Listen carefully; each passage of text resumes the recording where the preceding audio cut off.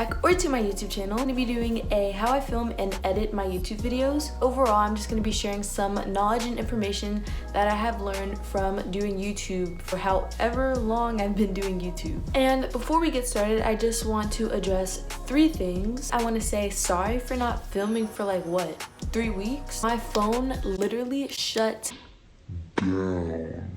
Like, it stopped working completely. It was unresponsive. It just was not working. Second, I will be looking down a lot because I am looking at notes from my iPad. And third, I do look different right now than I did in the thumbnail. I decided to film this video yesterday, but my phone shut down once again, but I got it back up and running. But when it did shut down, it erased all of the footage. So, you know, it just wasn't working out, so I just had to refilm it. Furthermore, let's just hop on into the video.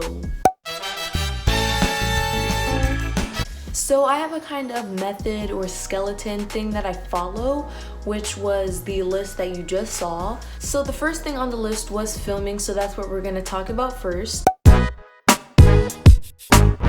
So some questions that people ask me are, do you have a camera? What do you film with? If you don't have a camera, what type of phone do you use to film with? And what do you recommend? My answers to those questions are, no, I don't have a camera. I film with a phone, specifically an iPhone X, which tends to break down a lot, apparently.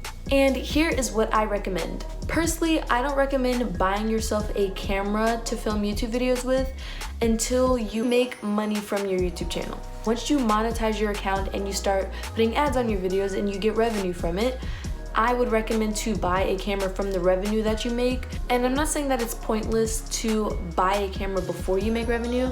I just think once you monetize your channel, you know what you're doing, you know, professional. And obviously it would be great if somebody gifted you a camera, but I just wouldn't be going out of my way to purchase one. And then the difference between using a camera and using a phone, with a camera you have to plug in a external mic, while when you're using a phone, the mic is internal, therefore all you have to do to film is just use your phone. And as a small YouTuber, I just think using a phone instead of a camera is much easier. Some tips that I have for you guys while you are filming is make sure you are in the center of the camera. It's pretty self-explanatory why, it just makes it look more cleaner and crisp, but just try to be in the center of the camera.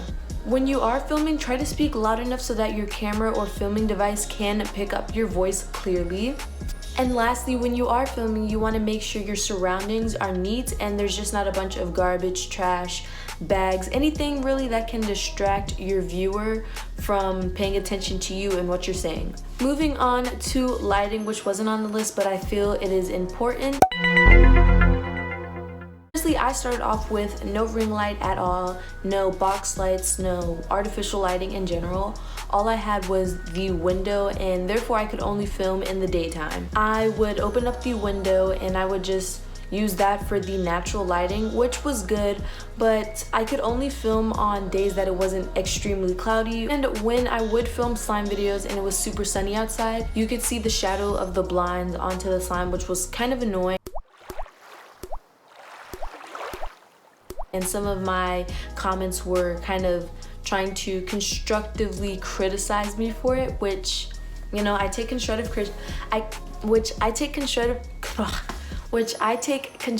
criticism, which, you know, is necessary for a good YouTuber. With natural lighting, you couldn't have a filming schedule. After I finished slime videos and I switched over to regular lifestyle videos, that year for Christmas I asked for a ring light and I got one, but the ring light I got was pretty cheap. It was about $25, and you know, the price really showed in the product. I actually still have the ring light right here.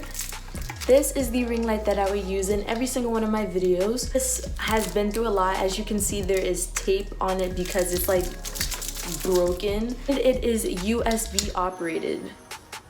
So instead of a regular plug, I had to plug it into a computer or a portable charger, and it was just really a hassle and too much work. Months ago, when I started being more active on my YouTube channel, I purchased this $100 ring light that I'm using right now. The ring light, and it has really bright settings.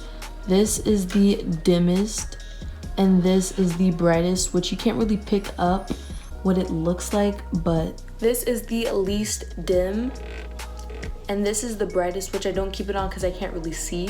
I know $100 is a bit expensive for artificial lighting. I think it's okay to invest in YouTube equipment as long as it's good and durable and will last a pretty long time. Upgrading to this $100 ring light was the best decision that I have made so far for my channel. If you are given the choice between a camera and a ring light, choose the ring light. The ring light is less expensive but will make whatever filming device quality that you are using look 10 times better.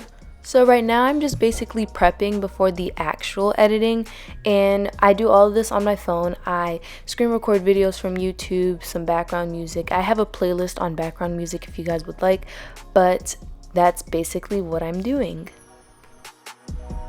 Moving on to editing. Some common questions that I get for this category are: what editing software do I use? What device do I edit on? And do you have to purchase your editing software? I use iMovie to edit on my MacBook. iMovie is free. I enjoy iMovie. I think it's really good, and there's another one similar to iMovie which is called Final Cut Pro, but it is a couple $100 and I don't think I'm ready for that yet. And I've never used Final Cut Pro, obviously, but it's too expensive for me, and I personally wouldn't recommend it to any small YouTubers. I wouldn't even recommend it to big YouTubers. Most certainly won't be using it anytime soon. Quite frankly, I don't think it's worth all the money. Once you're finished editing, scroll all the way down to the beginning of your video and watch it completely through. And if you feel the urge to choose a different video, or if it's getting a little boring or you just want to stop watching it, then you need to spice something up, because if you can't watch your own video, why do you expect viewers to? So right now, this is where I begin the editing. So I import the clips from my phone to my computer via AirDrop. It's just much easier. And then I import the clips from AirDrop all the way into iMovie. And I trim all the clips down and I get a skeleton going.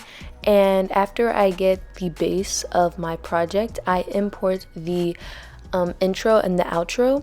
And then after that's done, I put in transition screens, and then I use some sound effects like the droplet sound effect and things like that. I edit every single thumbnail of mine on my phone. Every app that I use is free. Personally, my go-tos are Fonto and Magic Eraser. Fonto is what I edit the bulk of my thumbnails on. If you want a more in-depth tutorial, be sure to comment down below. I will make a separate video for thumbnails if you guys want it.